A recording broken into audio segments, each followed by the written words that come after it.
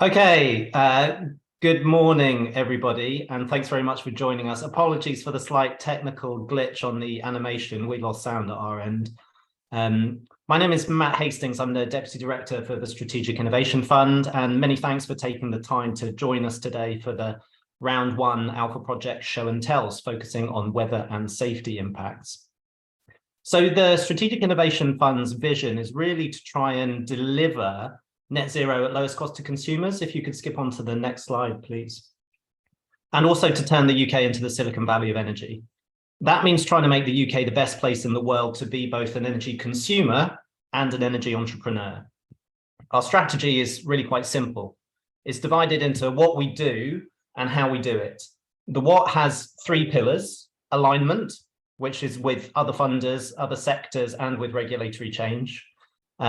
It's also to do with responsiveness, which is about setting our 4 new challenges a year and delivering using the discovery, alpha and beta phasing.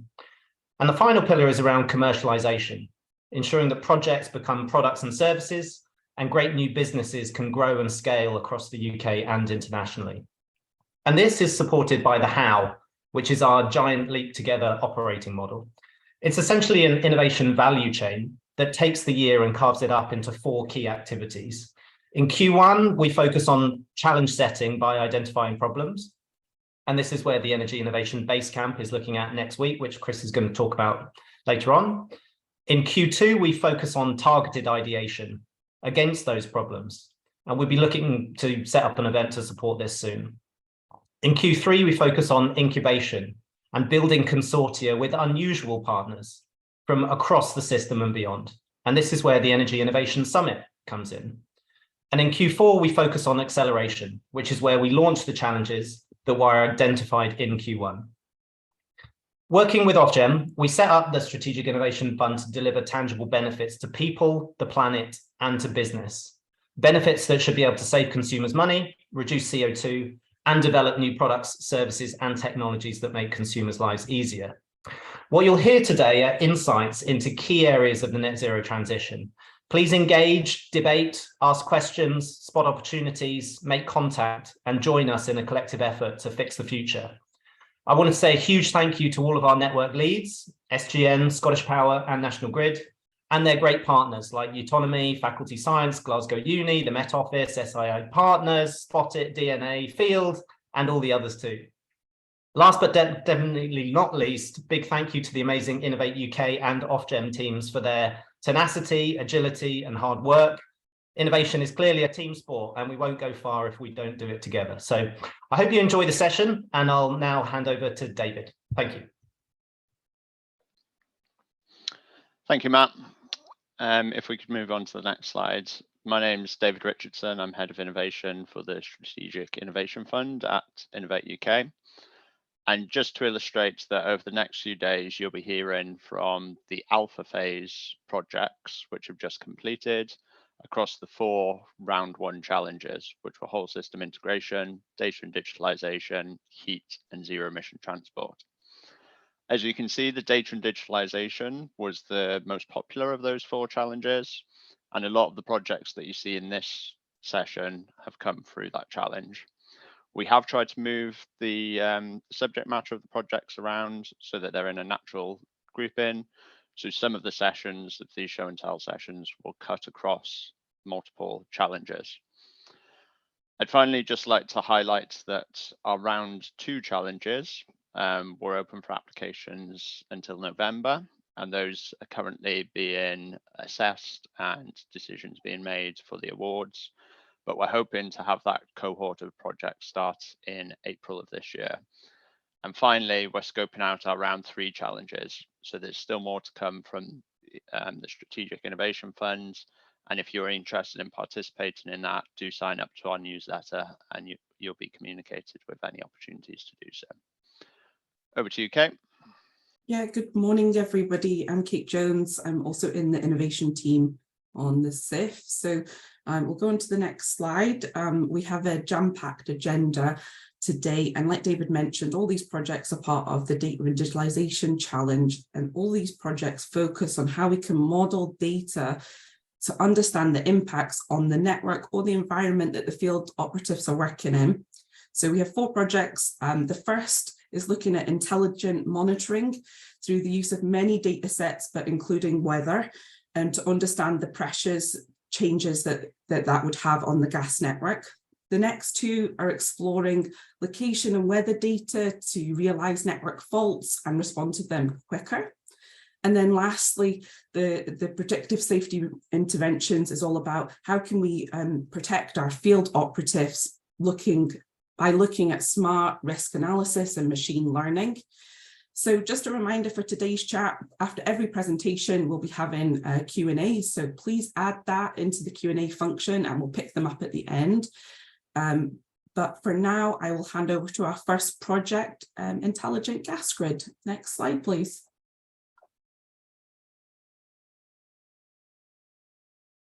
Fantastic. Thank you very much, Kate and David and Matt. So good morning, everybody. My name is Tom Jeffries. I'm Head of Product Management at Autonomy Limited. I'm joined by Andrew Glennie from Faculty Science, and together this morning we're going to take you through our presentation on the Intelligent Gas Grid project, which has SGN as the lead network partner. Thank you. So yeah, next slide.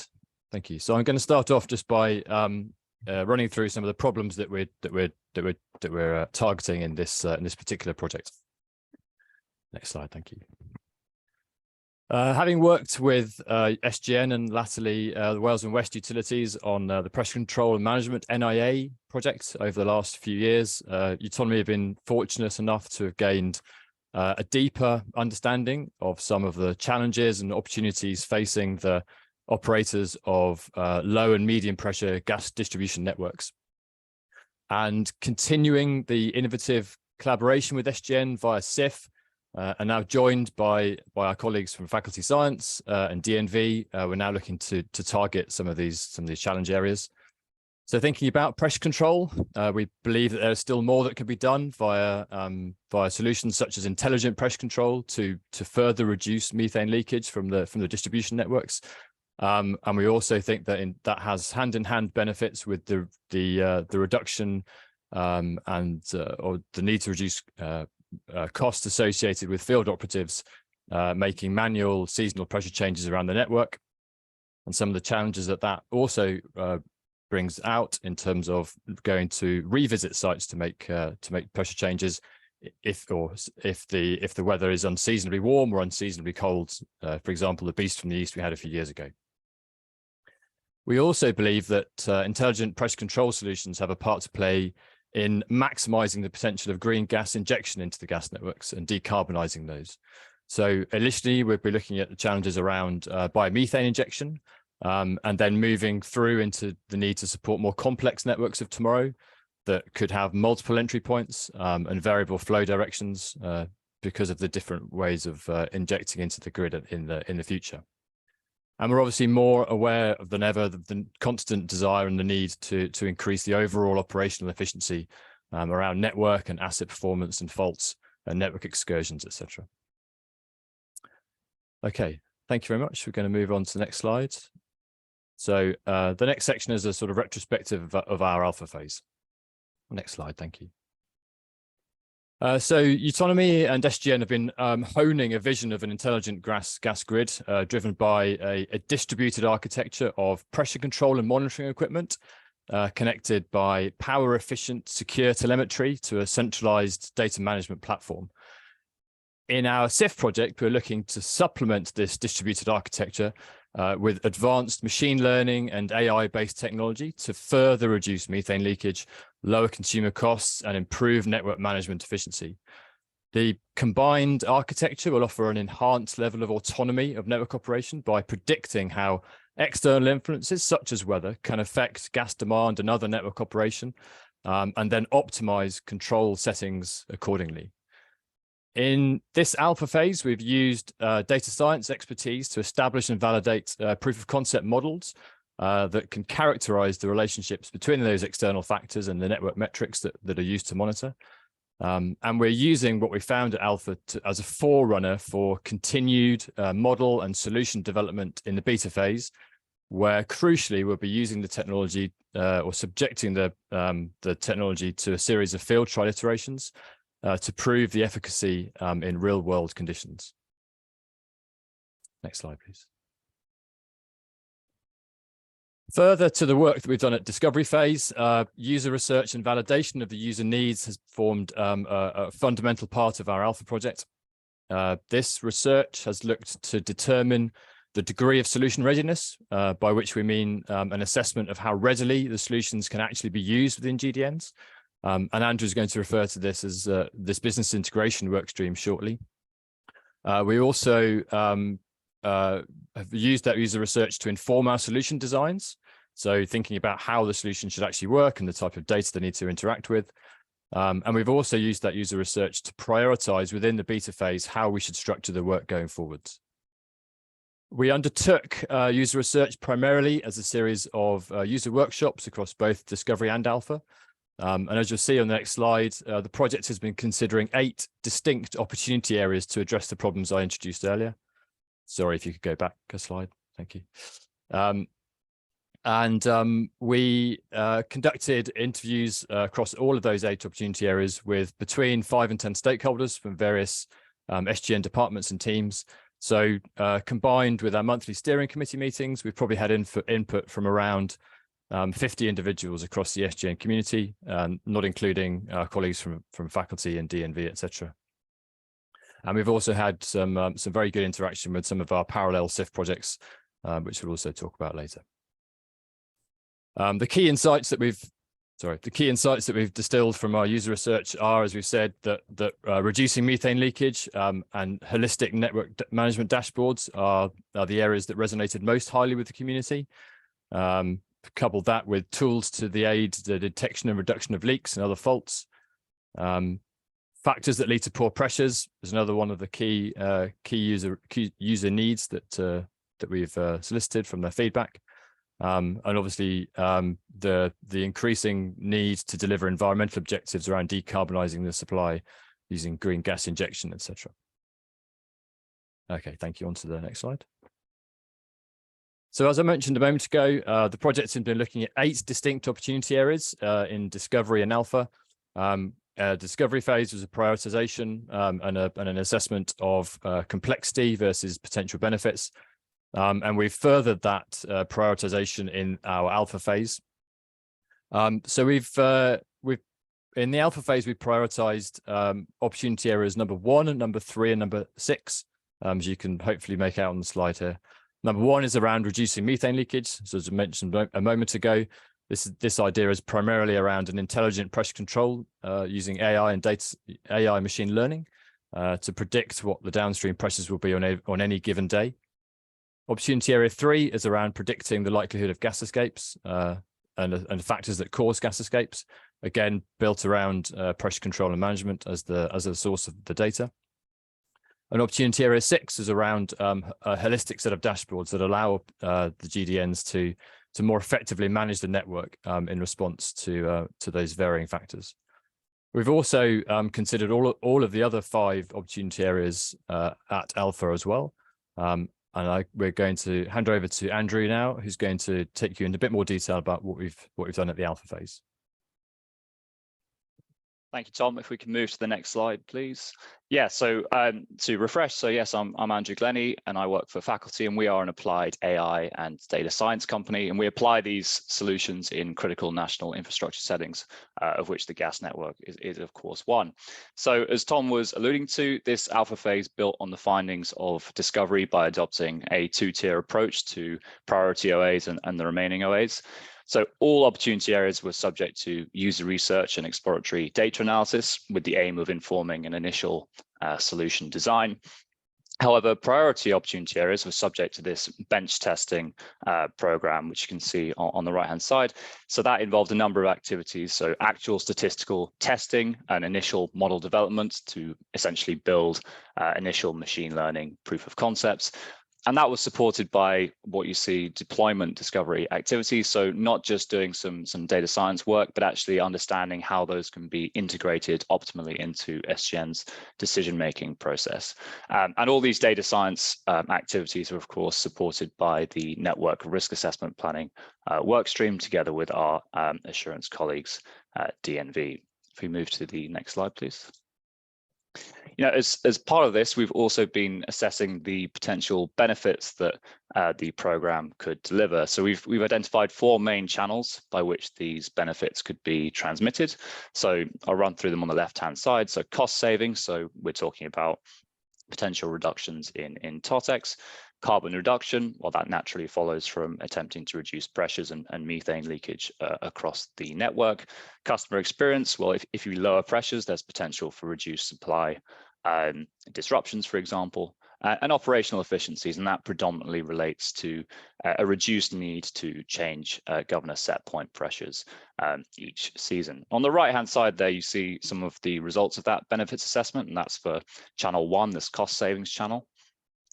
As to how these are derived, well, we understand from field trials that the autonomy solution could essentially deliver up to a 70% reduction in excess system pressure. And as you can see to the right, if that logic is then applied to a sample of non-profiled networks that we've looked at Alpha, that can derive a saving between 6 and 12%, depending on the existing scale of those networks, the existing levels of leakage, and their current settings. And then using SGN's assumptions around a central carbon price, we can actually translate that into a valuation per governor from the gas that might be saved. And the results of that are shown to the bottom right. If we move to the next slide, please. So I guess those networks you saw there are just a very small proportion of SGN's network. Those 5 networks are less than 1% of leakage across the network. So we wanted to do a type of what if analysis.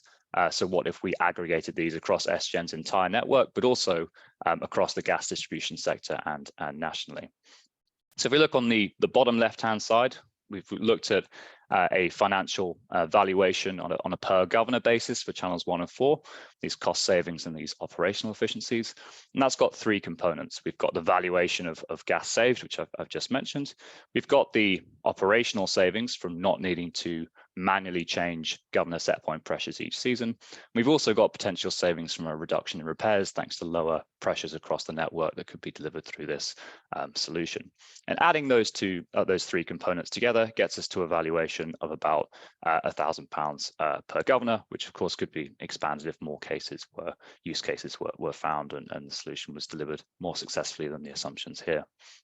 And I think importantly, to the right-hand side, we talk about the environmental benefits. So if we essentially aggregate some of the savings you saw on the previous slide across the network, we're saying that you could deliver up to about 4.8% saving in low pressure network across the southern portion of SGN's network on an annual basis. If expressed as a share of shrinkage, which of course also includes medium pressure network leakage and other items like interference, that's about 3%. And given shrinkage is the main component of SGN's carbon footprint, that's about 2.8% when expressed on that basis. On the top there, you've got some of the statistics if you were to aggregate this across the entire SGN network. So what we're saying is if we scale this up, it's about 21,000 tons of CO2 equivalent and a valuation of about £1.6 million per year. And given SGN's contribution within the gas distribution sector, it's over 3 times that if you scale that nationally, given that contribution. And of course, these environmental savings, this is just from essentially from OA1, and it is, as I said, just a single channel. So if we were to add more use cases to this, for example, around biomethane injection, then the environmental savings could of course be higher. If we move to the next slide, please. So some of the lessons from Alpha. So we've shown some of the scope for benefits. The data science work suggested that all priority OA should be brought forward into the beta phase, with a particular focus on opportunity 1. And that was given some of the statistical findings from the data science.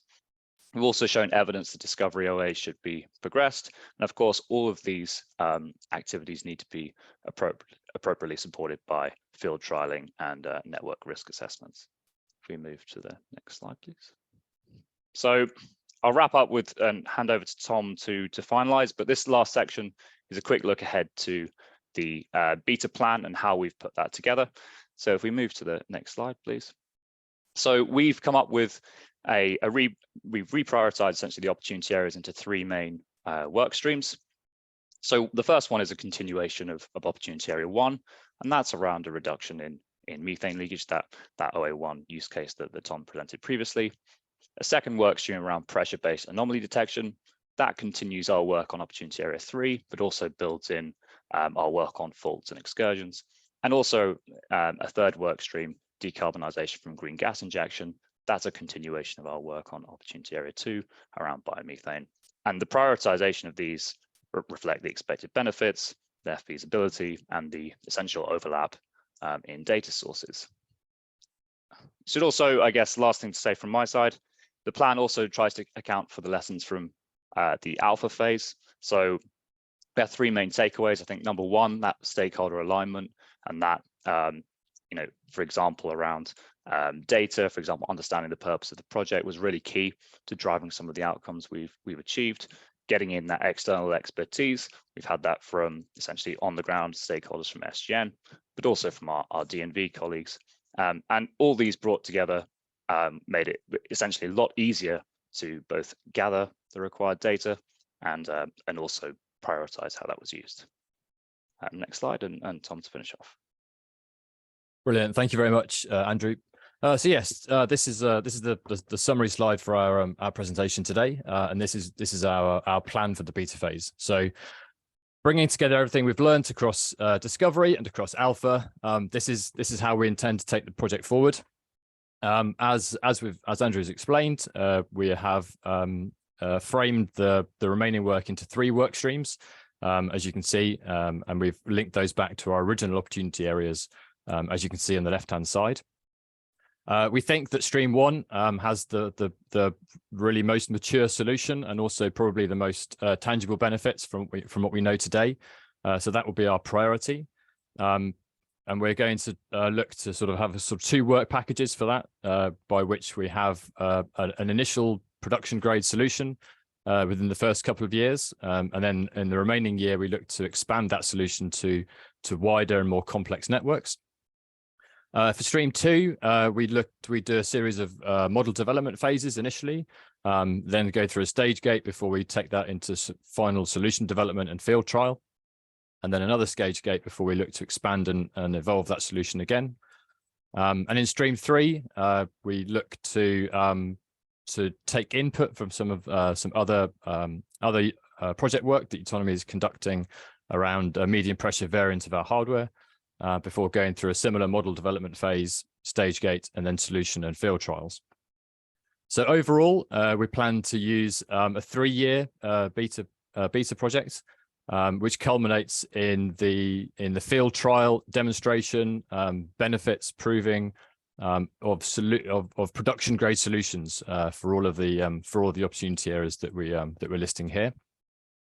In parallel to that, we're obviously going to try to conduct a series of learnings and sharings of the outcomes that we come through for the whole time.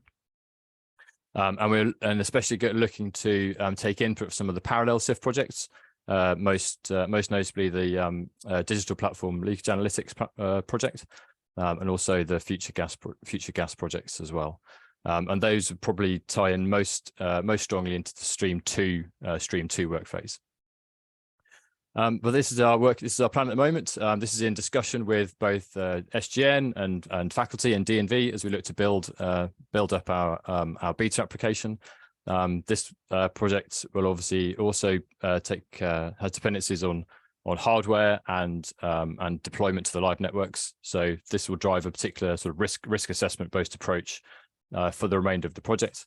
And we're very much looking forward to getting into field trial and proving out some of these solutions and bringing them basically to be ready for BAU towards the end of our beta phase.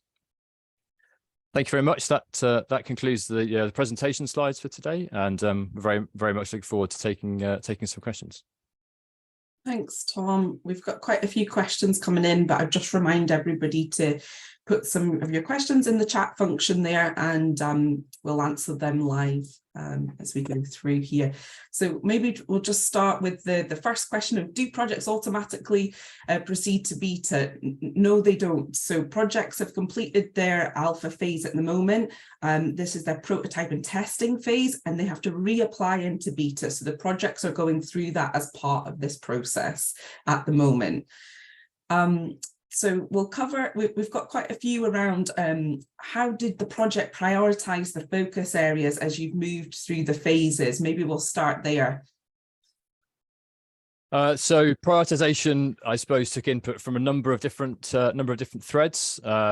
Primarily, the user research that we undertook. So mentioned on a slide a moment ago that we took input from a number of different teams within SGN. Primarily, that consisted of network planning and network strategy. So looking at the particular effect of being able to reduce the pressures in a certain way, gives particular benefits in terms of leakage reduction and also potential cost savings. We also took input from maintenance teams within SGN, specifically in the South region, where Autonomy's got some experience of deploying to those networks, and also operational technology, biomethane teams, etc., like that, teams such as those. So primarily, the prioritization reflected the views that we found during the user research phase, but prioritization has also taken into account potential benefits. So again, the work that Andrew's explained and gone through. So that has also been reflected. And finally, I'd say that it also reflects the sort of solution maturity. So Autonomy's built up a good sort of head of steam in this innovation space we're just releasing our first product into a BAU type environment now over the last few months and going in through the rest of 2023. So we've got a relatively good idea about some of the challenges that taking a product into BAU brings with it. And we've factored that learning also into our prioritization through alpha and necessarily therefore also into beta. So some of our solutions, because they will involve pressure control on a live network, that leads us to a particular way of working, which is very much safety, security of supply focused, and that will be hand in hand with SGN policy teams and also D&V acting as an independent assessor of what is the correct thing to do. Thanks, Tom. I'm trying to group them where I can here, so we might jump around slightly here, but is there an assessment of an increase in asset longevity as a result of the lower average pressures? That's a good question. That is something that we could try and do. We haven't done that to date, so we haven't tried to forecast asset longevity yet. But that's a good steer, and I think we'll bear that in mind. But yeah, we haven't done that yet. Great. Okay. A question around sort of moving towards green gas and hydrogen. So what is the potential for using your models and systems as the networks moves to hydrogen, especially when historical data on hydrogen leaks and faults are very sparse? So I think to start with, we're going to try and address the sort of the today problem of biomethane injection and learn from that. So in the medium pressure tier, what we understand is there can be situations where there isn't enough residual capacity within the medium pressure tier to inject as much biomethane as we'd like. That's the first use case that we're going to try and target on that particular one. However, I think that will lead us quite naturally in the later phases of beta, perhaps into further applications whereby the aspects of blending hydrogen, etc., become more to the forefront. So I think that's probably the best answer I can give at the moment. So starting with biomethane initially, and then seeing how that will ripple through into the hydrogen use cases as time goes by. I think. Obviously, without hydrogen being present, then yes, the relationship between hydrogen and fault is hard to look at today. But I think, yeah, from the sort of blending perspective, as I said, that move to a more complex network topology, so multiple entry points, is naturally going to be a harder network to manage. The more you've got distributed monitoring, sensors, and digitalization in general, the more chance you've got of managing that network more effectively. Thanks, Tom. We'll have one more question for you, and then we'll try and go on to some of the benefits piece. How will leak reduction be verified? Will the project include methane leak detection at sites to verify the reduction in leakage the intelligent control system is responsible for? So I think in terms of the verification, and again, maybe Andrew has something to add on it from the sort of data science point of view. I think we're looking primarily from the calculation of ASPs, etc., as the way of driving that. In terms of being able to detect specific leaks, I think we'll be moving into a higher level sort of dashboard approach, whereby we're saying over the course of a certain amount of time, because you're doing a certain type of pressure control, this should give you, this type of reduction of leaks. I think from the solution we're envisaging, it won't be a case of saying, oh, a week on Tuesday you'd like to get a leak in this particular road over there. I think that's not a level of prediction or insight that we're aiming for. I think we're aiming at a sort of a higher level, sort of a regional based approach. On that particular point, we're gonna be very cognizant of what's happening on some of the other projects around SIF, so the DPLA projects in particular. I think that's probably an area that project is more likely to go into, because that's going to looking more, I believe, at the physical model, based on the thing. But I obviously won't answer for that project, but we're cognizant of where that project is moving, and that's built into our model for stream 2. So we'll look to liaise very closely with that project, at least until our first stage gate, and use that to inform the rest of our plan for the second stream. That's good to hear. The question maybe from the benefit side of things, has the carbon footprints of the additional data processing, training models, storage in data centers been considered in the project outputs and savings? Andrew? Yeah, I'm happy to answer that one. I was just wanting to check before I went ahead. Yeah, so not explicitly within the benefits assessment. The models that we're doing, given the sort of structured labeled data and the methods employed, are not as, say, computationally intensive as models that might require, say, imagery or other types of data. And I think relative to the scale of, say, the environmental benefit that we've described in some of the slides, and some of those reductions in leakage that we could achieve, these would be pretty small scale in nature, but I think it's a fair challenge. And I think definitely as these models are developed into a commercial solution that would be deployed, and say the frequency of running these and training these is then ascertained, it'll be a lot clearer as to just how essentially much processing power and what that impact might be. So I think that's a fair question. Thank you. So you shared about the benefits for the southern area of SGN. What interest levels have you had for other DNOs, and have you explored any benefits for sharing this with the other GDNs, not DNOs? So go on, Andrew, if you want. No, I was just going to say, at this point, purely from a benefits calculation, we've just done that extrapolation based on SGN's essentially share and scale relative to the GDNs as a whole. But I guess, Tom, you can comment on the level of interest you've had from others.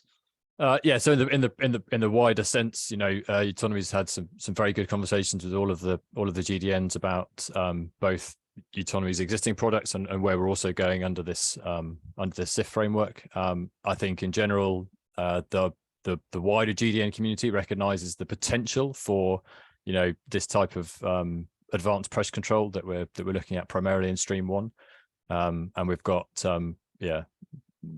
many ongoing conversations that give us good confidence that this is the type of solution that is going to be applicable to all of the GDNs. Absolutely. And just related to that, did you identify any other key users outside of GDNs that would be interested in the outcomes? For stream 3 in particular, so obviously the whole value chain for biomethane producers and potentially hydrogen producers in the future, that is very much at what we believe to be sort of outside the core GDN sort of focus today.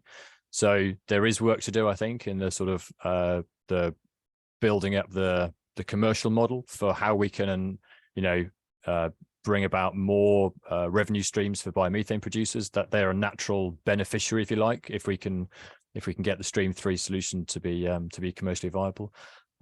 So that is a potential revenue stream, I'd say, is outside the GDNs, but I think probably for streams 1 and 2, it's probably more focused inside the GDN communities, I think.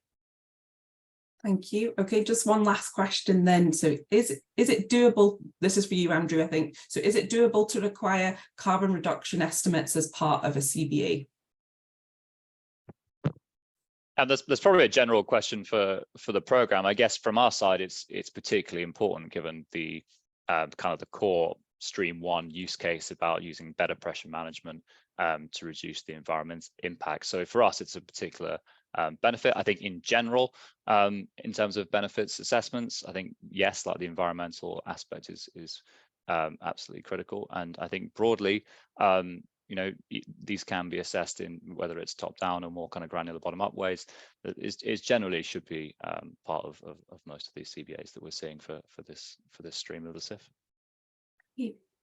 Thank you very much. That's all the questions that we have. So thank you to Tom, Andrew, and the other Intelligent Gas Grid partners.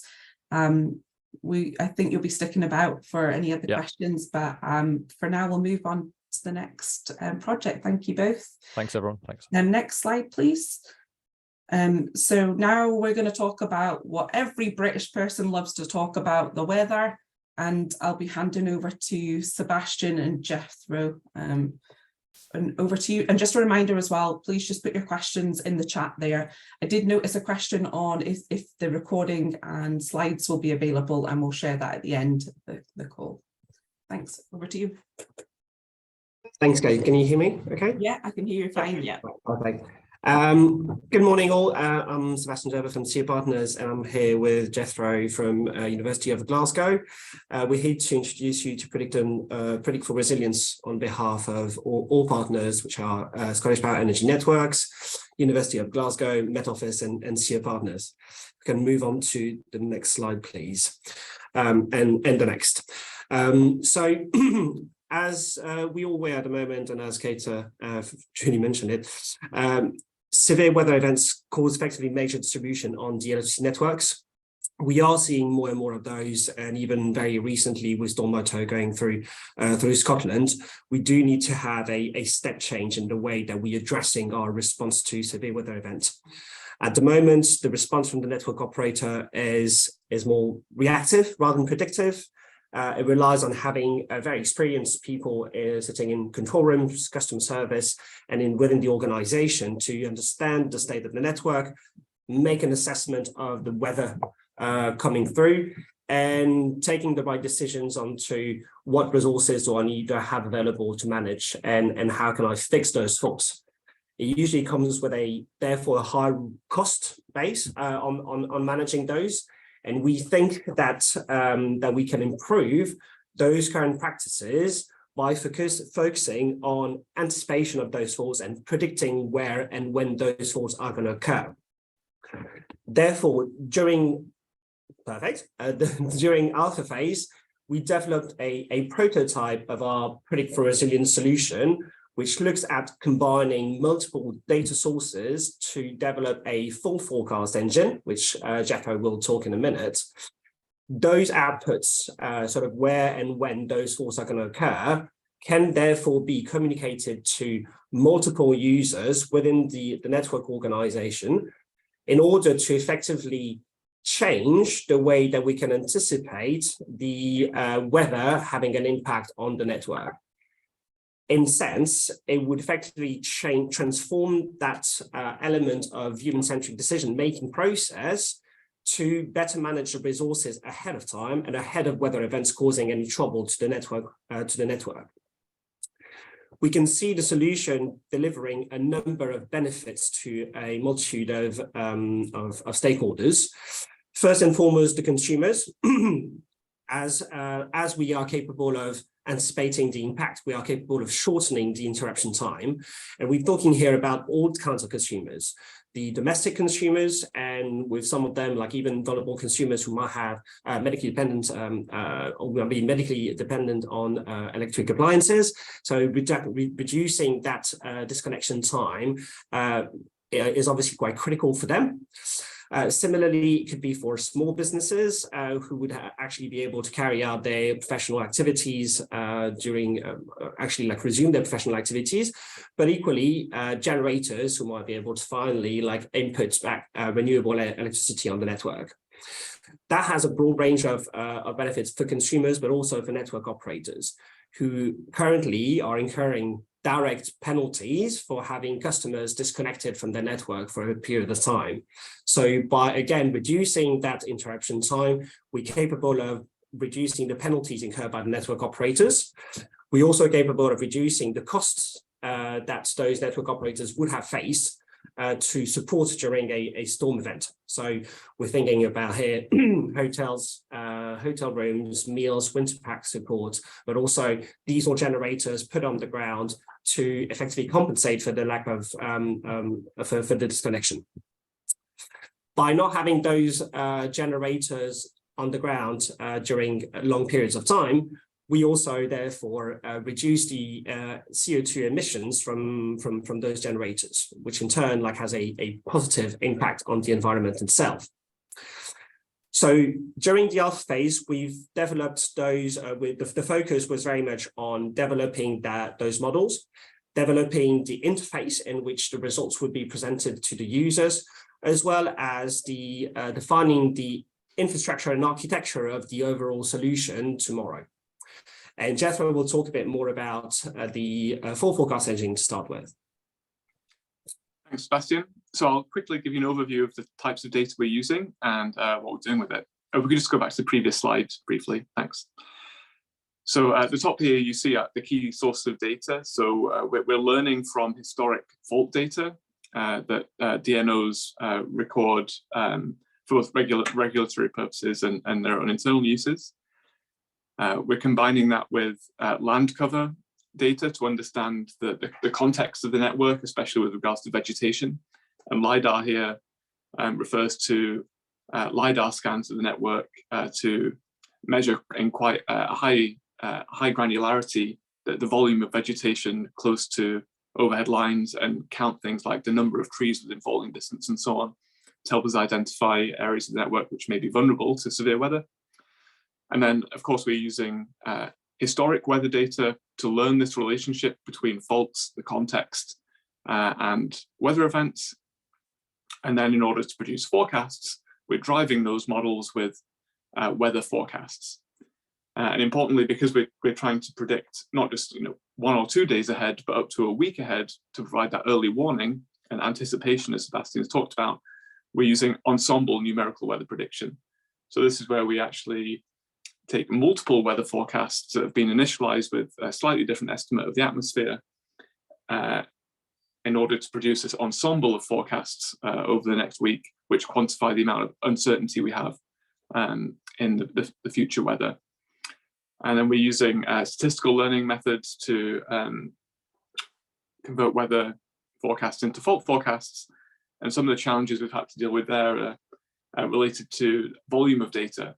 So of course, we have 10 years worth, more than 10 years worth of historic fault data, but of course, within that period, there are only a handful of severe weather events. So despite having a long time history, we actually have quite sparse data when it comes to fault events. So next slide, please. So here's a flavor of what the forecasts look like. So on the right, you can see kind of an illustration of the type of forecast. And I've deliberately chosen periods of bad weather here.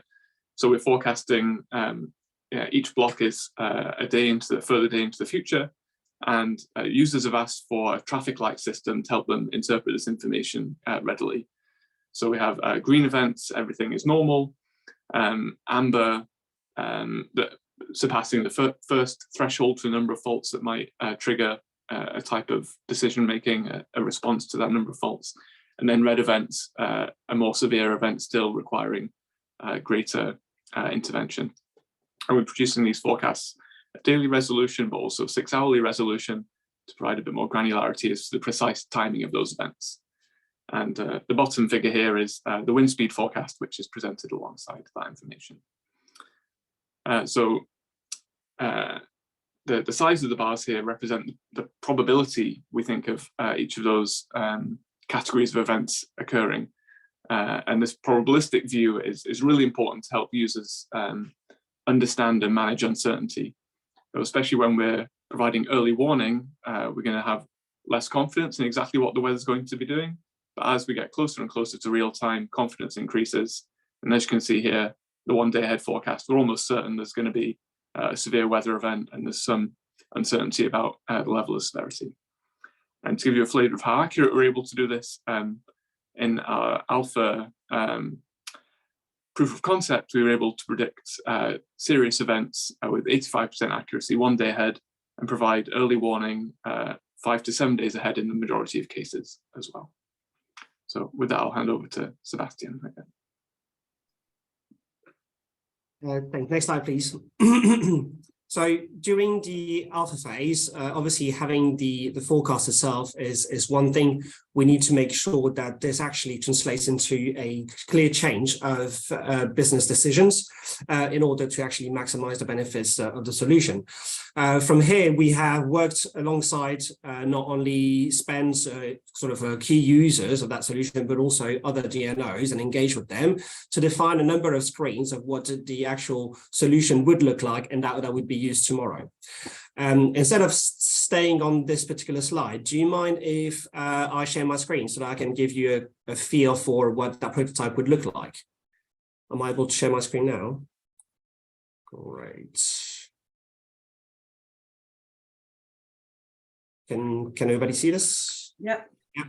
Perfect. So what we have designed is obviously a view of an operational team actually managing the northern license area of Scottish Power, and we've taken here like a specific storm that happened in 2018 to sort of replay that, and what would have been the situation if we had that solution at hand at the time. So the idea here is that obviously there is a number of weather variables that we can explore and sort of navigate through to understand what the weather will look like over the next few days. What the operational user could see is effectively that in about 4 days on Thursday, there's a great chance of having a severe weather that has an impact on the network. We need to remember that not all severe weather events have a direct impact on the network faults. So this is what we're trying to capture within the model. For instance, here we can see that Dumfries is subject to a high probability of fault, and understand effectively how that probability translates into an actual number of faults. So we'd see a view of how likely the faults are going to be over the next 24 hours, but also over the next blocks of 6 hours. And from there, we can easily deduct that the greatest chance of having problems are effectively in the first half of the day, and more precisely between 6 a.m. and 12 p.m. So operators are definitely able to then anticipate when they're going to need resource and when and where. If we dive a bit more into Dumfries itself, we're going to have to be able to have a closer look at what the weather will look like, and effectively match both the probability of having faults into specific weather conditions locally. And from that point, we sort of further refine and add a layer of information to the users. What we provide, the other information that we provide is we try to match the current weather fronts coming up to potential other similar weather events that we have seen in the past. And so we would actually develop a bank of all of the weather events, all of the storms that Metaphys has named, and tomorrow further events, and understand how close are they to what you are about to see. You would then be able to compare those events, understand the differences. It doesn't necessarily mean that that the likelihood means that you would have exactly the same impact on network.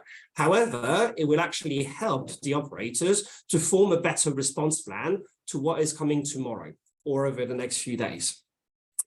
With that, we believe that we can therefore support the decision-making process of the operators themselves. This is for the live solution. We obviously also have a number of use cases around simulation and training for the workforce to come, so that we don't always rely on the clear insights of some experienced colleagues. If we can, this is obviously a snapshot of what we've developed so far, but obviously there's a bit more to it. if we can go back to the slides so that we can resume the presentation, Kate, if you don't mind. So we recognize that what we have developed in Alpha is the basis of that solution. We have a clear product, clear prototype that can be used tomorrow by the teams. However, there is also a natural way forward, and we can further enhance this solution tomorrow. If you don't mind going to the next slide. So what we want is our ambition is to make sure that we can equip the entire GB industry with those capabilities, right? We have demonstrated that we can actually forecast faults at the local level, and we have a strong case for a potential beta application that we hope will be successful. In the beta application, we plan to focus on obviously the implementation of what we've designed so far, with a further refinement of the models, enhancement of the user interface and the use case that it can support, and make sure that it's validated through live trials. Now, those live trials obviously are very, very weather dependent, as you will have understood, and so there is there's natural longer period in terms of validating this through the weather events. What we want is that obviously this is strongly supported by business stakeholders, and this has been the case both internally at SPEN, but also we've received further engagement and further support from other network operators across GB to effectively take that on board as well. We believe as well that the use case can be applied to other industries. So not only reflecting some benefits in the electricity network sector, but also in other industries which would have similar characteristics, such as telecoms and rails, and on which we've already started discussion. So our plan for the next few months, I'd say, is focus on making this a real live solution that we can take to market and take to the rest of the industry. And I'll pause here for any question you might have. Great, thanks, Sebastian. We've had quite a few questions come in. I'll try and group them together as best I can. So there's been a couple of questions around how third parties could access this data. And so could the system be used to directly communicate with network consumers as like an early warning system? Or is it only for the networks themselves? So they are. That's a great question. There is obviously a natural access to the solution for network operators, but also local coordination services potentially in the case of a storm. So we recognize the fact that it's not just the electricity network operators acting on the storm if needed. So there are some bays and portals called Resilience Direct that we can try and look into. However, when it comes to direct consumers, we need to make sure that we don't sort of share a sense of panic by predicting that the system might be in a red zone or in a red day because we can see that it might have a greater impact on network. There is still that element of obviously realization of those faults, and we wouldn't want to send a sense of panic to the entire consumers. So we are filtering the information at the moment at the network operator level throughout the organization. So not just like operationally to manage the fault, but also for customer service and other teams to make sure that the communication can be catered and can be anticipated. So that provides the operators an opportunity to actually engage with consumers in the way that it actually matters and is meaningful, but without necessarily providing access to the solution directly. Yeah, so if, say, for example, it could be high probability of a storm, they might then notify vulnerable customers to prepare, or Absolutely. So we already, I mean, and the network operators are already doing a great job at communicating with users on a regular basis based on the Met Office weather warnings or other types. And Stormoto, like in last week, has been a great example of that. However, we believe that obviously that can be further refined and the communication can be targeted and custom when we actually understand better the impact that a storm or a weather event would have on the network itself. That maybe links quite nicely as well to one of the questions here. Does the system learn from on-ground network data after extreme event? And so is there like a continuous improvement process here? Yeah, maybe I can take that one. So yep. Absolutely, the underlying statistical model would be periodically updated as new data becomes available.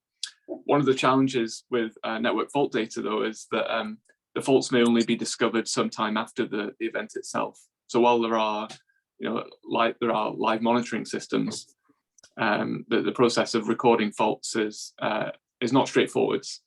So rather than a kind of continuous process, it would be more kind of a case of periodic retraining, and that applies also to changes in the network itself. If assets are replaced with different cable thickness or something, that might be something to consider. And of course, vegetation management changes the context of the network over time as well. They're all things we plan to include in the final solution. And is this project exploring place-based solutions? So, for example, the West Coast has a lot of lightning. Is it looking at things like lightning protection, or is it more about informing those other solutions? So no, we're not looking at putting new hardware or new equipment on the ground to sort of prevent those. That might inform further plans for resilience if we recognize that. But at the moment, the solution focuses on getting customers back online as quickly as possible. So very much looking at the short-term response to weather events.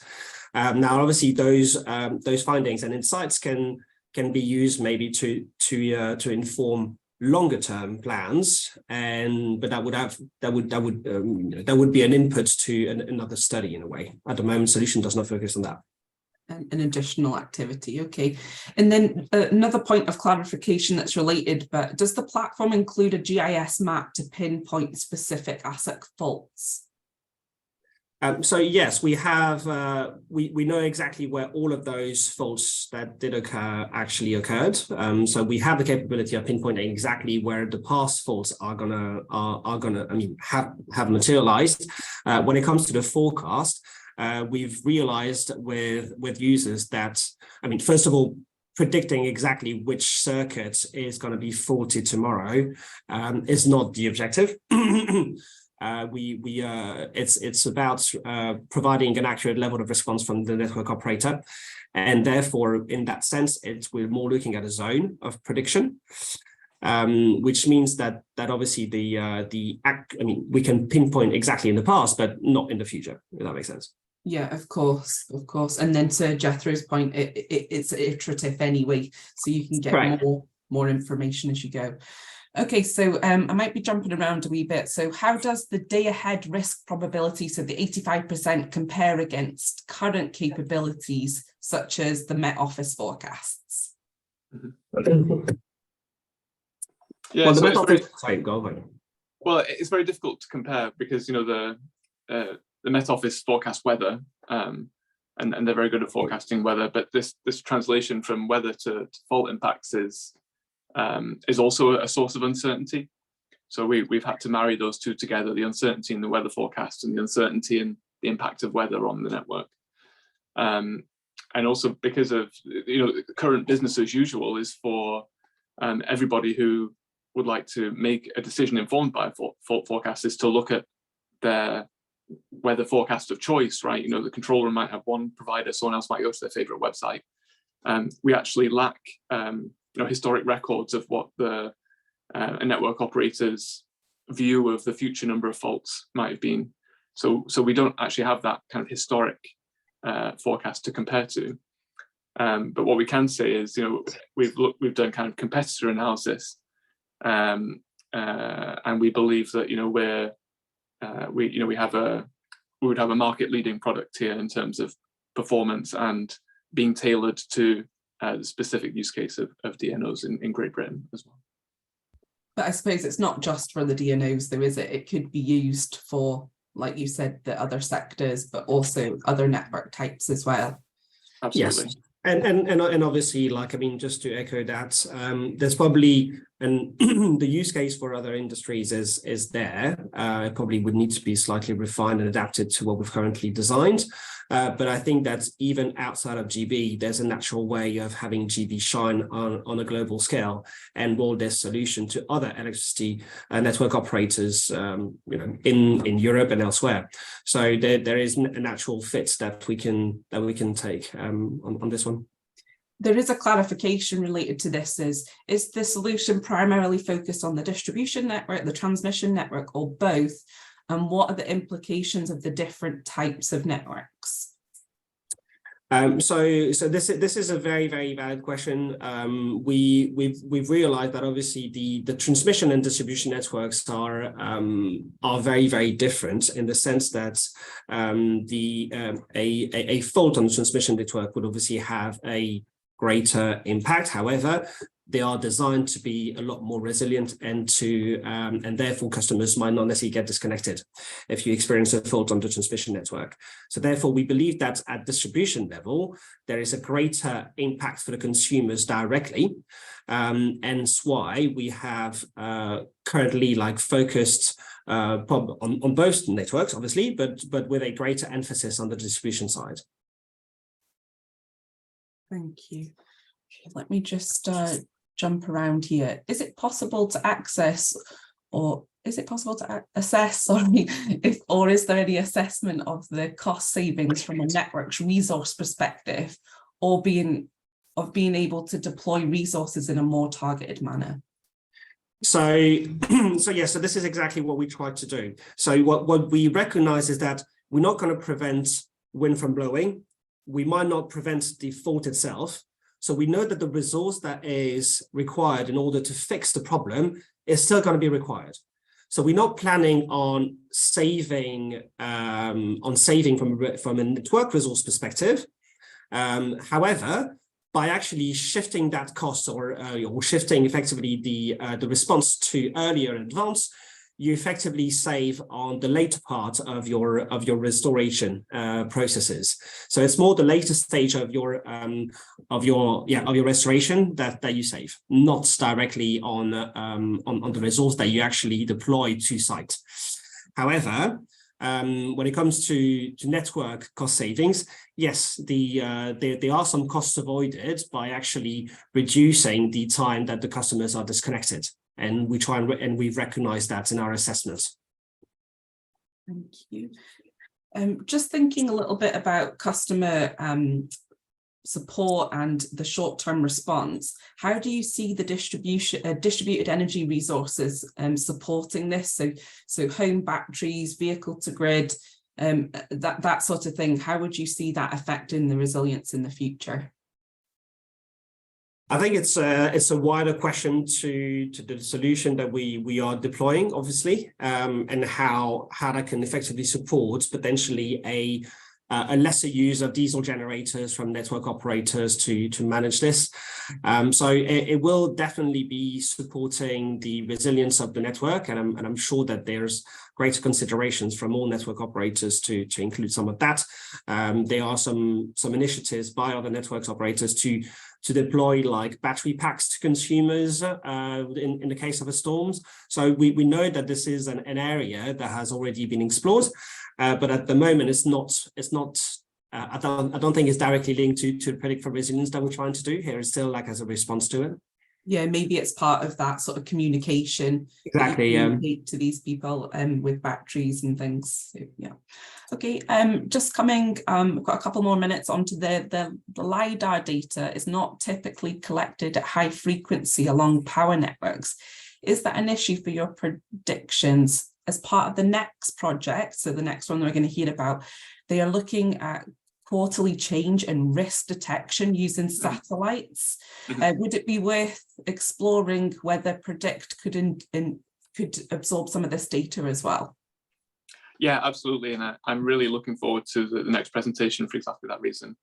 What I would say is we're also using satellite-derived land cover maps, which, while they're not updated quarterly, they're kind of updated annually or so, certainly in the last few years. And though that said, we saw a step improvement in performance and an understanding of the data when we used, those single snapshots of LiDAR vegetation scans that we had. So although it's not perfect, because as quite rightly pointed out, it's a single snapshot in time, it provided invaluable an invaluable source of information which could only be improved if that kind of data was refreshed more frequently. Great, and that's definitely something we're wanting to see on the SIF, is the use of the data from across the project, building that toolkit. Okay, we've spoken a wee bit about the other impacts for consumers or ways that this information could be useful. Do you know if there's a correlation of impact with other utilities, telecoms, water, local authorities, infrastructure owners, and do certain types of storms affect energy networks more than, say, telecoms or rail, or vice versa?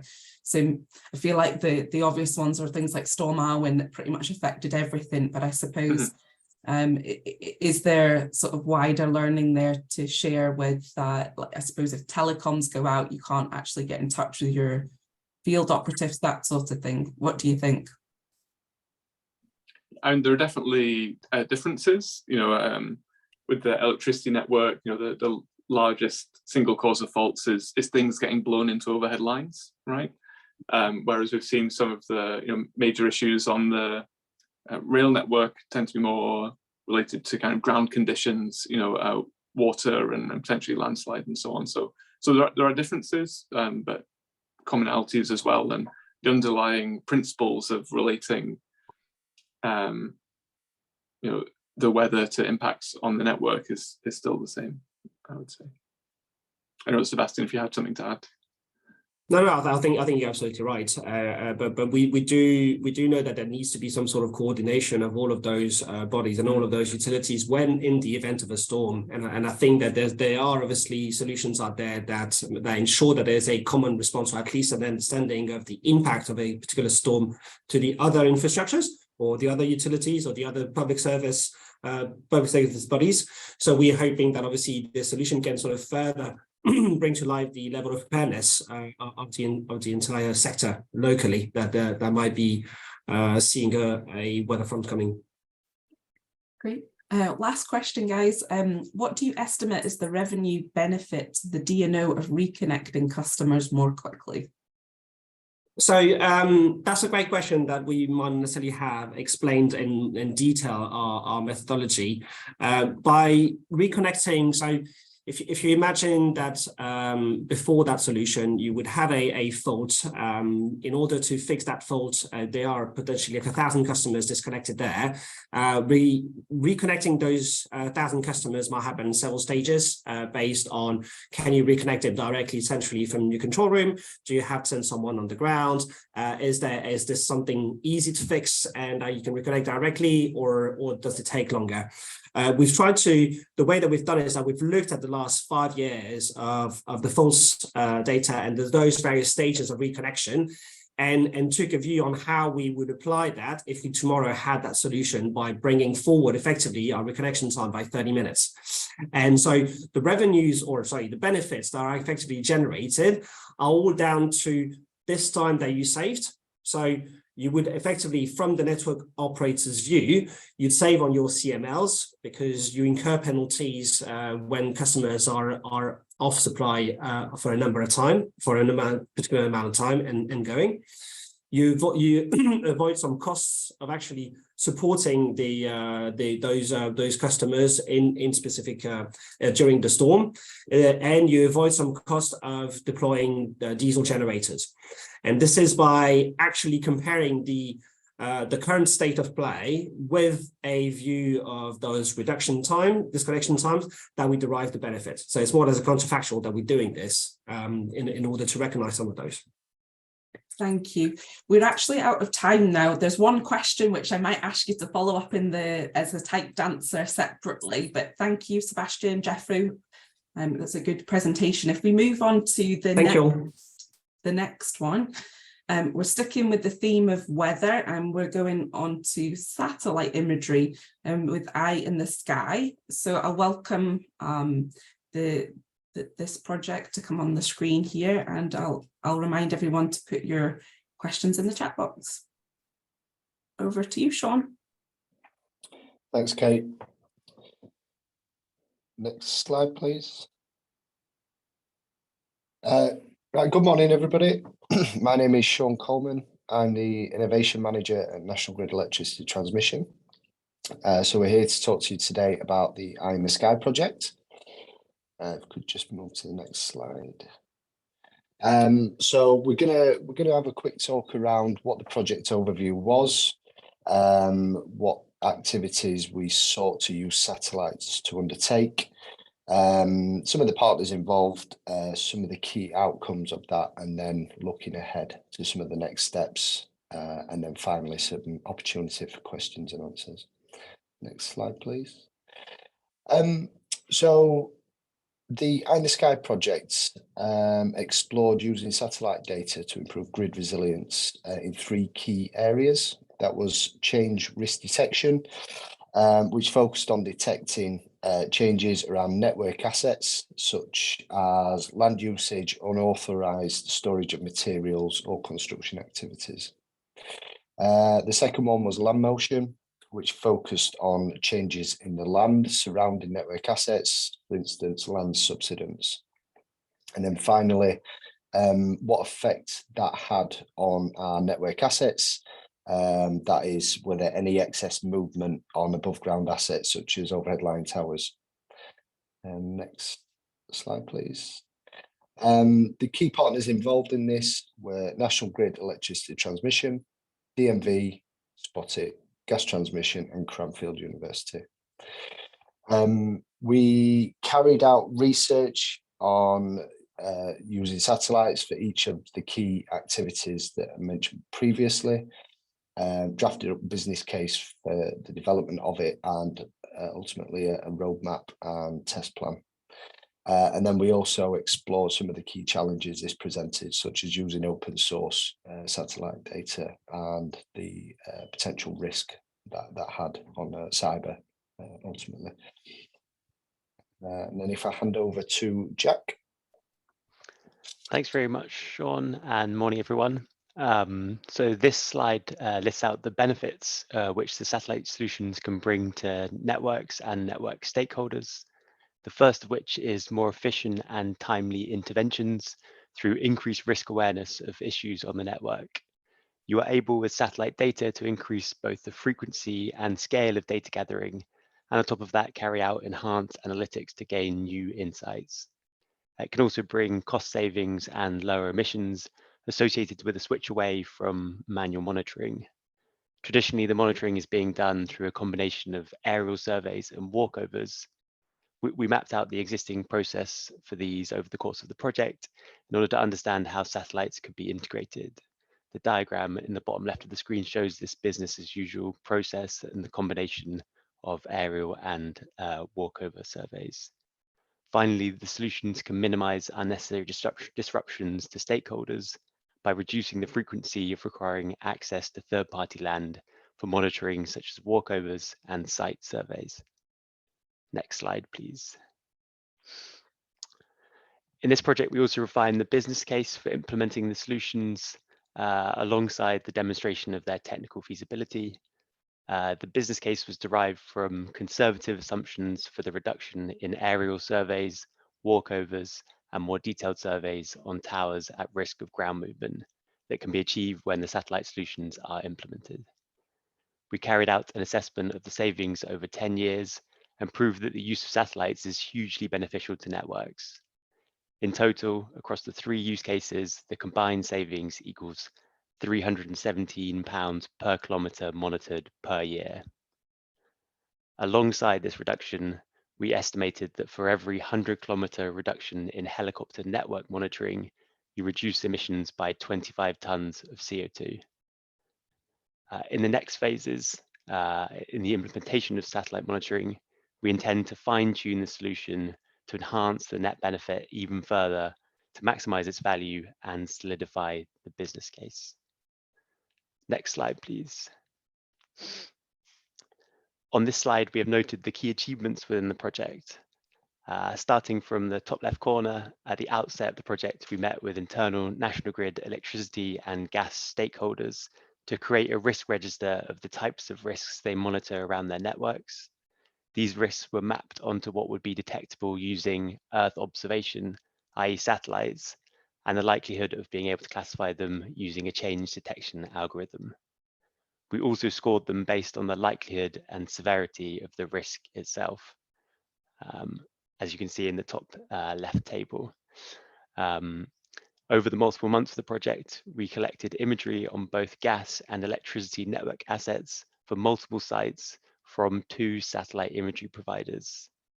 For change risk detection, we bought imagery at different resolutions to explore the feasibility of spotting issues on the network with lower cost but lower resolution imagery. We analyzed the imagery and used the change detection algorithm to identify issues on the network based on changes that occurred during the analysis period. These issues, alongside an evaluation of the analysis method, were included in the reports that were issued at the end of the project. Alongside this work, Cranfield, Spot-It and National Grid collaborated to design, build and install 5 corner reflectors that could be seen from the open source Sentinel-1 satellite. You can see the design in the bottom left of the slide, which included considerations of ongoing maintenance and how it could be mounted onto towers owned by National Grid. These were installed at 2 towers at National Grid's Deeside Innovation Centre and also at Cranfield University's airfield. We experimented with installing them at different locations on the overhead power line towers and at different distances apart from each other. The intention was to explore the feasibility of installing the reflectors in different corners of network assets, such as a substation, to see whether one corner was moving up or down differentially from another. You can see in the bottom of the slide where there's a red circle, the corner reflectors being picked up using the SAR imagery from the open source Sentinel-1 satellite. As mentioned before, we also looked at how the satellite solutions would integrate into the existing asset monitoring process, which is shown in the process diagram at the bottom of the screen. The final work package involved developing a test plan to prove in the next stages that the satellite solution is sufficiently reliable and provides the benefits that have been outlined previously. Alongside this, we developed an implementation roadmap that includes a possible beta phase and recommendations for scaling the solution further once it's achieved the necessary pass-fail criteria as set out in the test plan. This leads us on to a look ahead at the next steps, which I will pass you back over to Sean for. Next slide, please. Hey everyone, just some apologies from me. We've just had a fire alarm in the building, so I've had to actually leave the building. But I can make this one quite short. So we do intend to apply for some beta funding to progress the project into the next phase, to carry out a full 12-month cycle, just to see how this technology can be implemented in the real world when considering the full 12-month seasons change of the Great British Weather. And then also try and understand how we can incorporate this technology into business as usual alongside existing technologies such as the use of helicopters, drones, and also people on the ground as well. And I think we can move on to Q&A. Great, thanks Sean, well done for still carrying on. with the fire alarm there. I'll just remind everybody, if you want to put your questions into the Q&A box, and we'll pick them up there. I suppose one thing I'd be interested to hear from the team is, like the last project, there's definitely opportunities to expand this outside the networks. Who else do you see using this platform? Lucy, I don't know whether you want to answer that one. I'm here. I'll unmute myself. Yes, good morning, everybody. Yes, so I mean, obviously, here we're working with both national grid power and gas on the transmission side, but there are discussions ongoing with power, gas, water, and oil transmission and distribution network operators. And there are also applications of this if you look at clients who own pieces of land as opposed to maybe assets. They're also looking to answer some similar questions. So there is a lot of discussions going on, and there is a lot of application for the same kind of service outside of just the clients that we're working with in Eye in the Sky. Great. Thanks, Lucy. This one's definitely for you, Lucy, as well. Is there any filtration of false alarms through the imagery? Sorry, say that again. I didn't hear. Is there any? Is there a process for filtering out like false alarms with the image? Yes, so this is talking about, it's predominantly change detection, because of course when you compare one image to another, essentially everything has changed. It's a different day and a different year. So there is some techniques involved in how you pre-process the data, how you filter the flags that you get, and also in how you classify some of the flags that you get. And in looking at how you classify some of the flags, like vegetated change to vegetated change, we can also give guidance to our clients as to which ones are more exciting or have a higher probability of being irrelevant and of interest, and which ones are a lower probability. And it's also something that we looked at and worked at on beta phase. Great. And I think this one maybe stays again with you, Lucy, on the images there, but have you trialed detecting asset movement with the use of the corner reflectors? And also, how is this, how can we detect movement on the distribution networks? There's two questions there. Okay, all right. So with what we've learned from Alpha, we know we can put a pretty moderately sized corner reflector. It's really a metal triangle.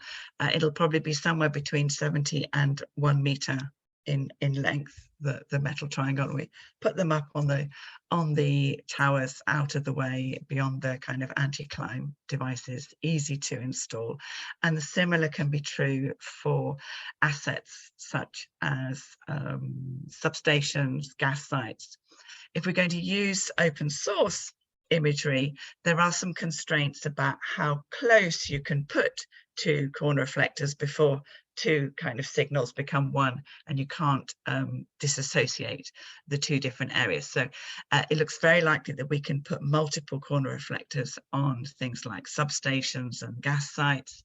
It's looking more challenging to put more than one corner reflector on, for example, a tower. Now, if you look at distribution network operators, there is no reason why they wouldn't be able to install a corner reflector on the top of their wooden poles, even they'd be out of the way of other people. And that would also generate then an asset that suddenly becomes visible to satellites from space and becomes a land motion monitoring data point in its own right. My apologies. The question was, can you detect movement without the use of corner reflectors? That's with as well, but that's good to explain the concept. Okay, so that's a really interesting question. Actually, it was something we kind of explored in the discovery phase as we went into Alpha.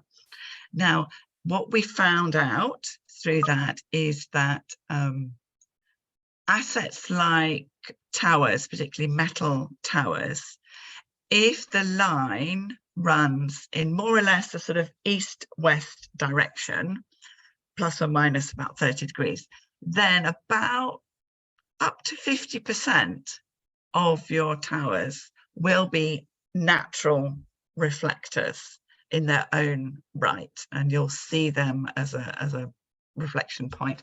If you go off that diameter, because of the geometries and stuff like that, they aren't natural reflectors. If you have got a line going north south, pretty much none of your towers will be spotted as a natural reflector in their own right. When we look at physical assets like gas sites, substations, these are larger man-made items. And indeed, you would generally, without the need for installation of a corner reflector, get a signal from these assets. But with the benefit of adding a corner reflector is that you can definitely say that the particular signal comes not just from your asset, but a particular corner or location on your larger assets. So it's a yes, but it depends on the orientation and the size of the asset. Thank you for that. I think it's still good to have the two differences, even with my reading mistake there. Okay, what have we got? So how would you expect the costs of hardware deployment to change with economies of scale? Would deployment happen as part of other operational activities, or or is there a need for bespoke visits? You want to take that one, Jack? Yeah, I think our assumption in Alpha was that it would be installed as alongside kind of the business as usual kind of accessing of those over power lines rather than a kind of bespoke visit. The actual process of installing them at the DeSide Innovation Centre was relatively straightforward. It was done over a matter of kind of a couple hours or so.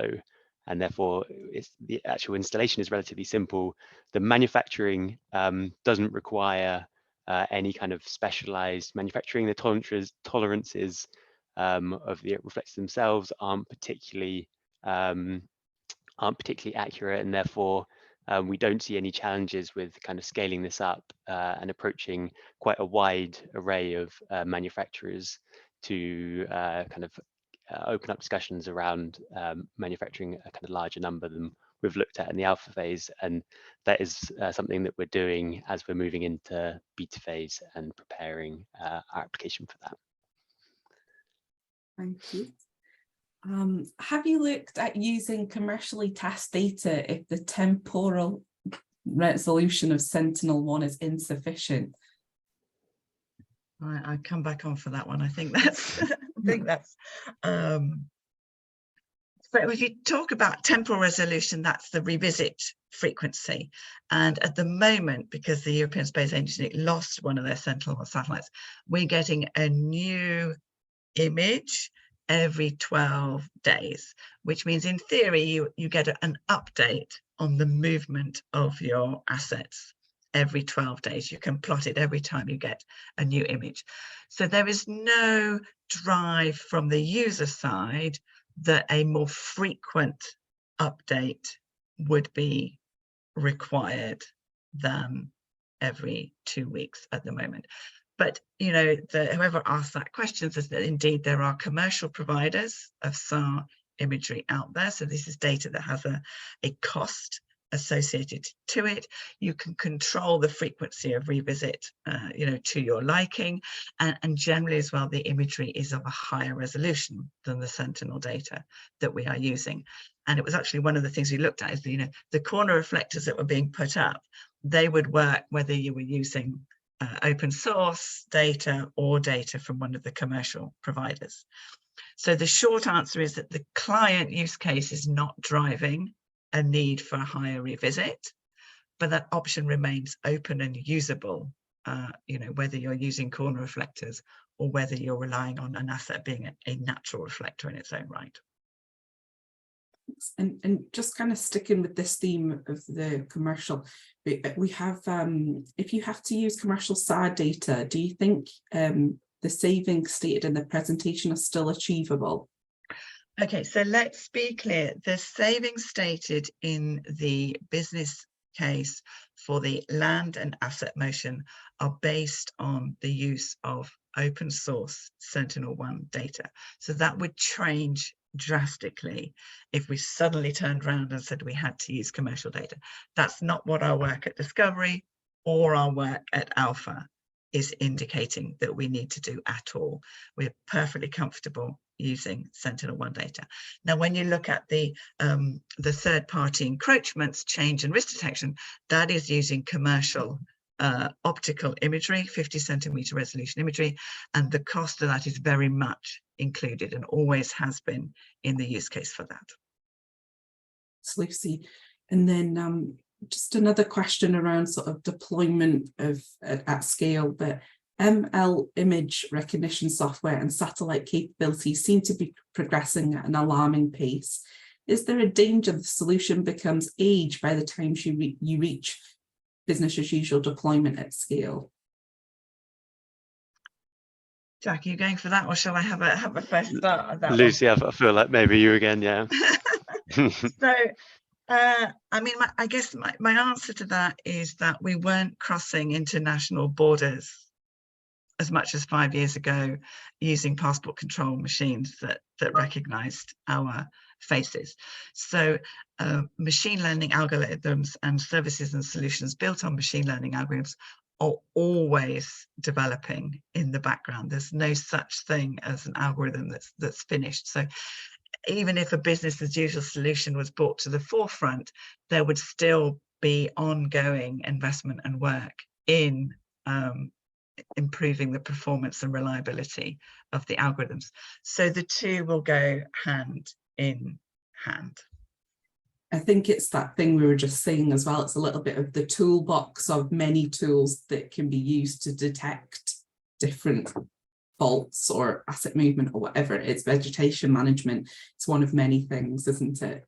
Exactly. And what you might see is, so for example, as we move now from alpha to beta, we've already seen that there is a new kind of risk that we would like to train the algorithms to spot specifically. So for example, agriculture and construction vehicles, and you will just keep adding to that, and the algorithms will get more sophisticated and will provide end clients with more information about what they've spotted and what the potential risk of what they've seen is to the network.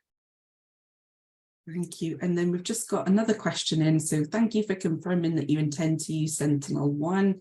Do you think that different frequency SAR would give different results, for example, X band and L band?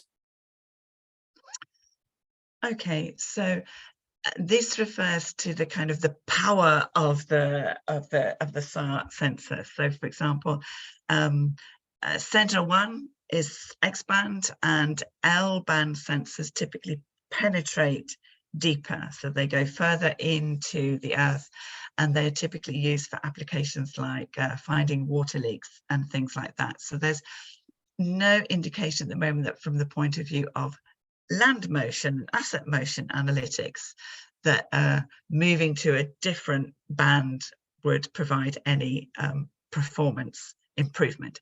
If we were talking about finding water leaks, that would be a different discussion.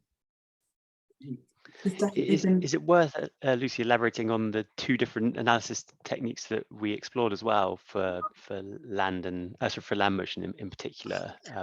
Yeah, I can do quick a few words on that, because there are a number of different let's say algorithms, and you have a payoff between density of data points with academically on paper a lower accuracy, but you get a nice kind of heat map over all the land that you have of exactly what the land motion is, versus then other algorithm solutions, particularly sort of PS INSAR or quasi INSAR solutions, where not every point gives you land and asset motion data, but on paper and academically, they are more accurate data points. So we explored both in the alpha phase, and we've actually pinpointed one as being more suitable for land motion for gas, and the other as being more suitable for asset motion for power. So both will be continued forwards.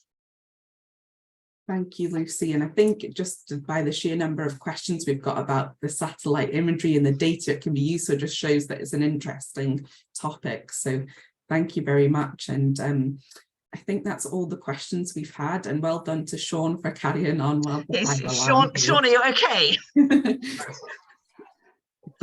I am okay, yes, thank you. I'm just stood in the car park now, so. Because we need Just details waiting. for the next phase, Sean. Yes. Brilliant. Okay. Thank you, everyone there.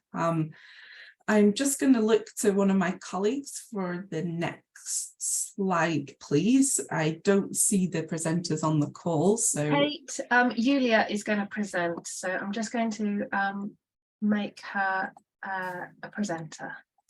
Great. We'll go next slide, please, Alexandra. So far today, we've covered a lot about sort of weather impacts, but a use of data to try and understand through models and what some of the impacts are from a weather perspective, but this is also focused on environment. So how can we protect the field engineers that are out there from safety instances before they occur? So I'll hand over to Leah. Morning, everyone. Can you hear me? I can hear you, yeah, and I've got the slides up here, so you just tell me when you're ready to move on. Oh, okay, fantastic. Yes, please. Let's move on. Let me probably give a quick intro of myself. So I'm a lead product manager at Field, who we basically partnered with SGN on that predictive safety interventions project. Next slide, please. Next slide. So in terms of the problem space, what we've realized is that workplace safety has plateaued for 8 years, and there were not any kind of significant movements or breakthroughs in this area, reducing incidents. And in 2021, for example, 10,000 days were lost to safety incidents in the sector, with a cost of 160 million. So it's still kind of quite a big problem, which hasn't moved anywhere in 8 years.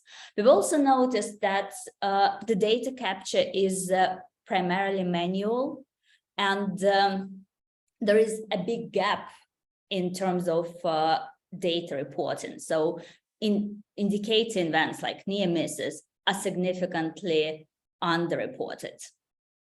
And finally, learnings are not applied. Those learnings from indicator events, they're not available like at the point of work activity where they're needed the most. So from kind of that problem space and problem statement, we looked into potential solutions. Next slide, please. So what we set to achieve in our in the alpha phase of predictive safety interventions project. First, we were looking to capture safety indicator events, start collecting data and cover that, like close or like reduce at least that gap in reporting. Secondly, based on that and other data, build and train a prediction model that could predict incident or injury before it happens. And finally, the third milestone of that project was exploring how can we prompt an intervention in response to that prediction that we produce. Next slide, please. And in terms of the users, there are basically two big groups we were targeted at.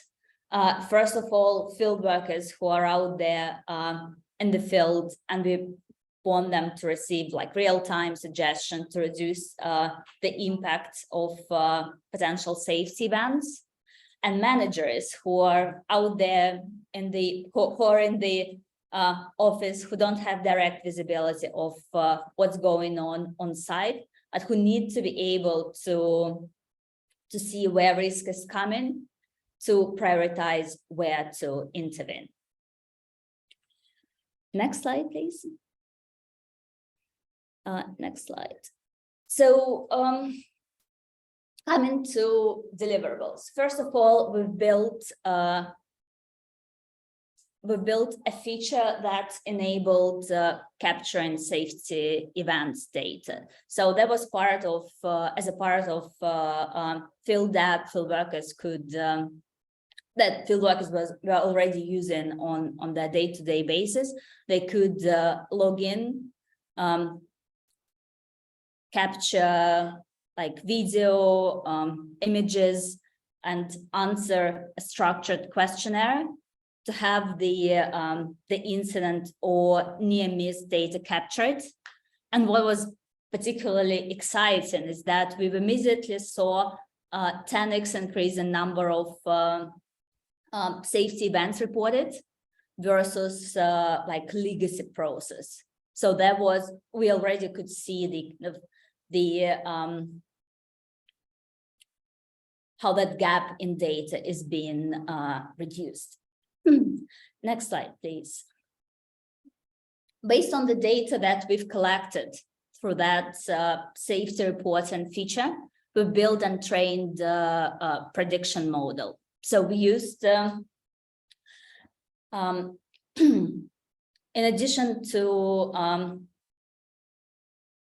incidents and near misses data collected, we also used natural language processing from risk assessment, transcription, object recognition, types of jobs and user and location to be able to predict if there is an increased risk of an incident.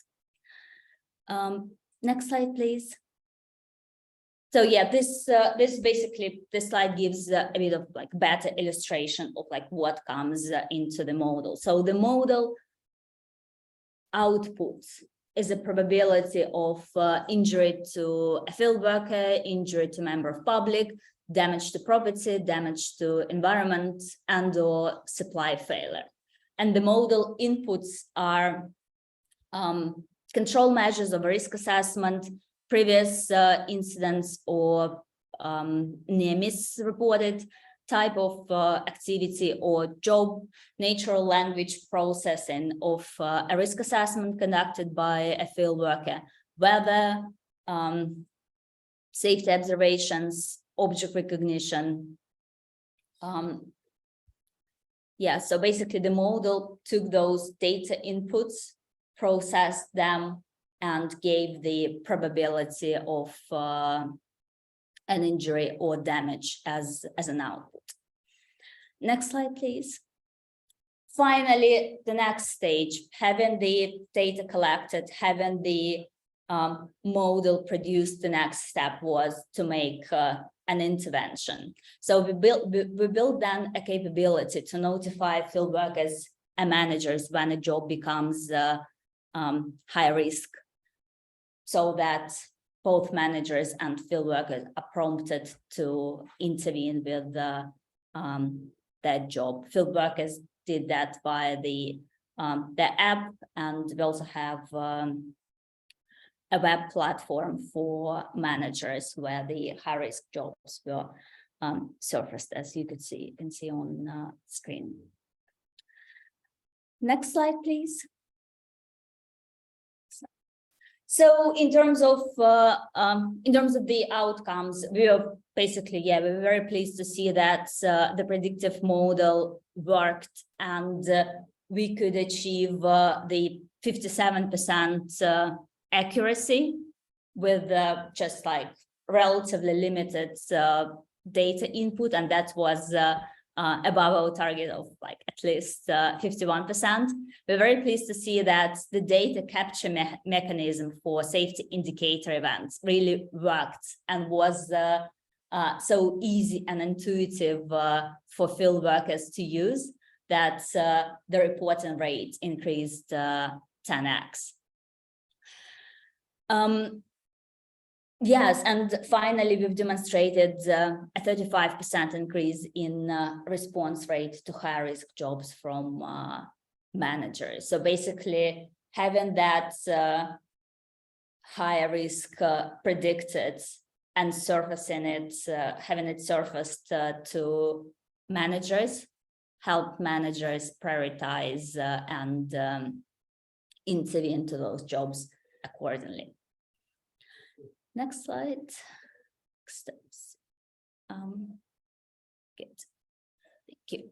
So here is the summary of what we achieved in Alpha. We are very excited and pleased with the results. And in beta stage, we intend to further improve model accuracy, like by joining in more like data sources and data inputs.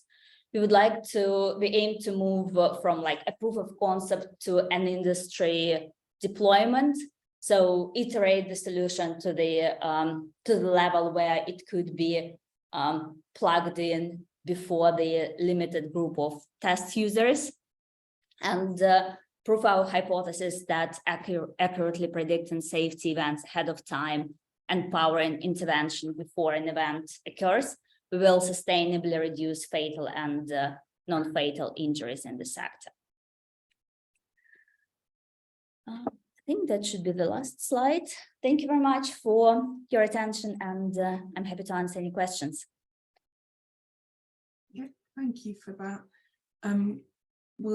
We've got a couple of questions coming through on the chat function here, but it's just a reminder for anyone who's got any questions here. So thank you for taking over this. I appreciate there was a last minute change there. So how flexible is this model to accommodate advancements in inspection and repair techniques, for example, hydrogen related repurposing?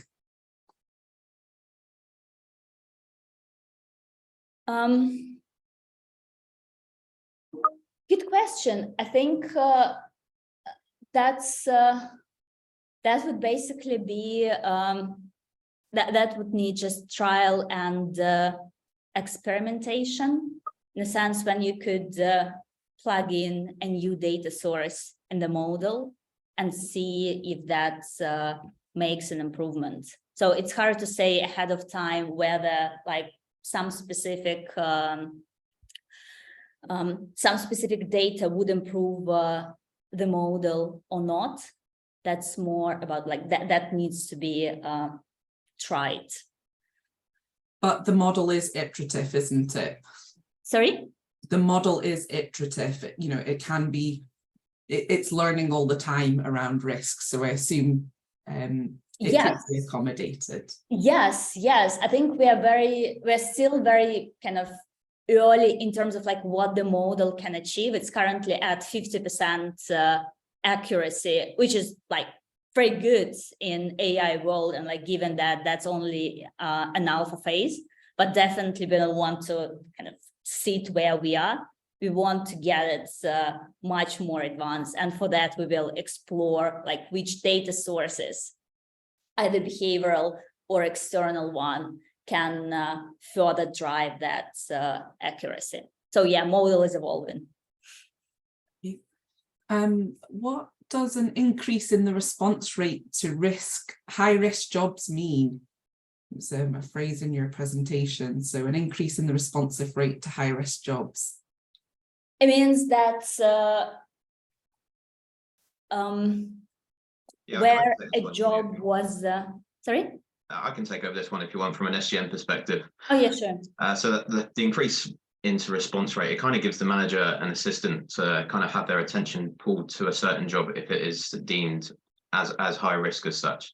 And I think I missed the last question as it was just loading up as I was being promoted into this bit, but I think it mentioned about hydrogen and having that consistency. As you said, the AI is always learning, the machine's always learning, which will give its algorithm of work. So into the next beta stages, I'm not too sure if it was covered over, but we were looking into seeing if we can dive into our procedures to see what we can do in terms of our trigger surveys, which kind of look at our vulnerable mains to see if there is going to be a leakage pattern in there, dependent on weather such as frost, which will give some triggers for those vulnerable mains.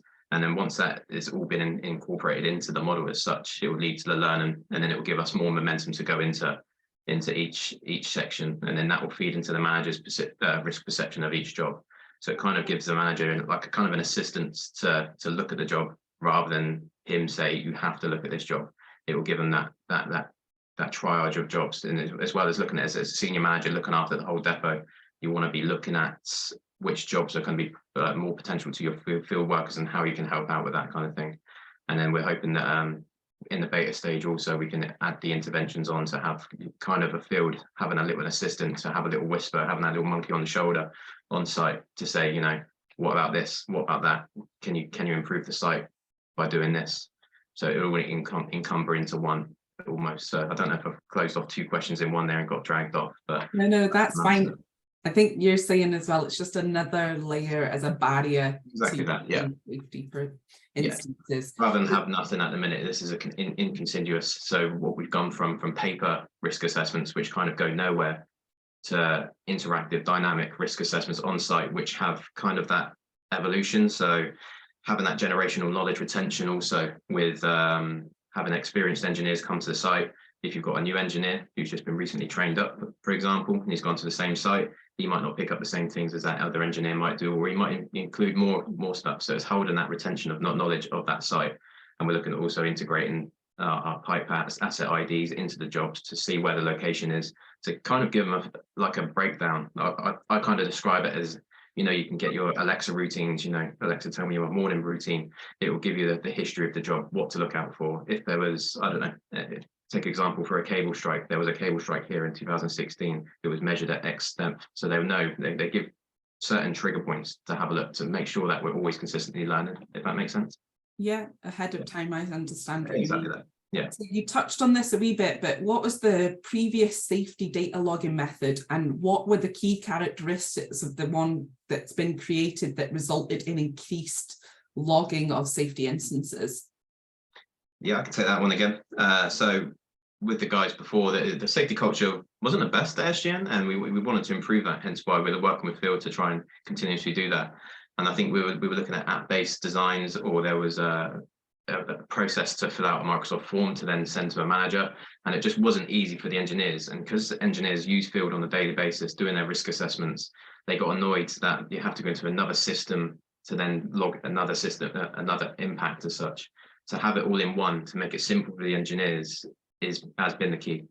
And like you say, if you can get a 10x return on it, I've seen the data within comparisons to different depots within SGN as well. The data is astronomical, and once you can roll that out across the whole of SGN, the machine will continuously learn and get better and better and better. And like I say, if we're working with National Grid as well, we can get the insights from their engineers, see what we're learning, what we can learn from them, what they can learn from us, and it gives you that diverse approach, which is proactively leading to like a disruption. Well, not disruption, probably the other way around. It's leading to continuous learning through different GDNs and DNOs and even water boards if they wanted to use this model, and then it can just have that diversity ideation to allow for innovation coming into the project as such. Thanks, Tom. So somebody's asked, as part of the discovery phase, there was on-site video for analytics. Is this still being tested? We had a little bit of issues with that one, unfortunately. We couldn't, obviously with it being a gaseous atmosphere in the time of year it was coming in. It came into our busy winter period, which struck a hell of a lot of the workflows, but it was stuck at the union stage also. We wanted to make sure that the engineers were protected, to make sure, you know, we're not live watching them, we're not being a big brother on that side of things as well. So we put that on hold, and we might look to return that in the beta stage in a better time of year and a better workload situation. Thank you. Just sticking with the actually on-site working, so what are the impacts of using this tool in terms of insurance? Have you engaged with the insurance provider to check that if they would be interested in this, and that could help reduce costs from that point of view as well? Yeah, definitely. That's something that we haven't, I don't think we've touched on just yet, but it's definitely a good cause that we could look into, for sure. And then a lot of the themes today, when we've been speaking about the project learnings and the additionality that the SIF project could bring, we've touched on other sectors. now the safety goes across many other sectors, but the question that's come in is, are there similar tools being used in construction, and is there any key learnings in terms of deployment and use that we could share but also adopt from the construction side?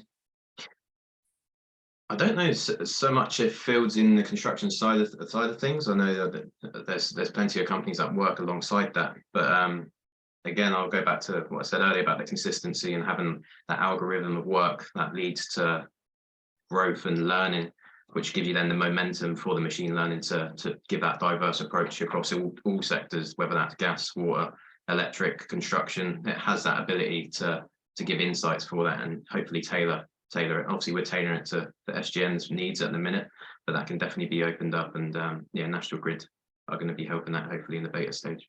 Yeah, it's definitely the intention to make the model applicable beyond gas sector. And like as Phil, we work, like we have we work with the water sector, we work with the construction sector, and we see some kind of signs of like how a similar model could be applied there as well.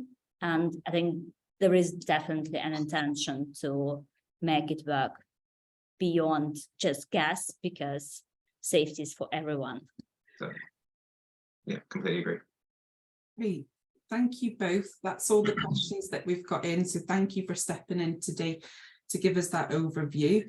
I'll just come on to the last couple of slides and we'll still wrap up. Plenty of time.